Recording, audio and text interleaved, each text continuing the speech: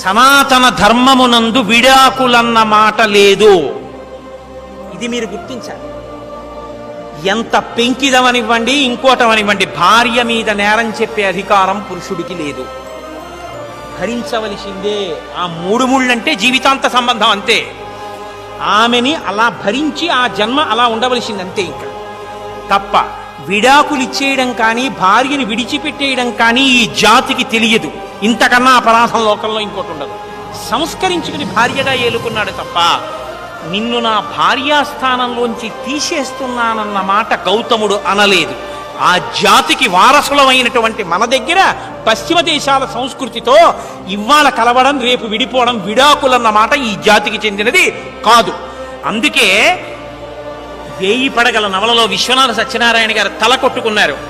ఈ సమస్త భూమండలంలో ఉన్న సమస్త దేశాల వాళ్ళు ఈ జాతి వంక చూసి దేనికి నమస్కారం చేస్తారో తెలుసా?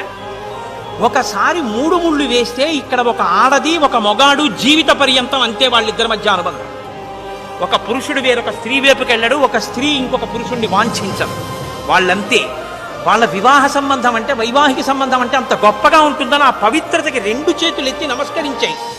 నా కూతురి వివాహం చేస్తుంటే ఆ మంత్రభాగాన్ని చూసి అర్థం చేసుకుని పొంగిపోవడానికి ఫ్రెంచ్ దేశస్తులు 2 దంపతులు ప్రత్యేకంగా అనుమతి తీసుకుని వచ్చి వీడియో తీసుకున్నారు. మంత్రభాగం అంతా హరిప్రసాద్ గారు ఉన్నారు. వాళ్ళు బొట్టు పెట్టుకుని నన్ను వచ్చి ప్రార్థించారు. మేము మురిసిపోతున్నాం ఈ సంస్కృతి చూసి, మేము అక్షతలు వేసి ఆశీర్వదించమా మీ అమ్మాయిని అల్లుణ్ణి అని అడిగారు. అది జాతి సంస్కారం అంటే. దానికి మనం వారసులు.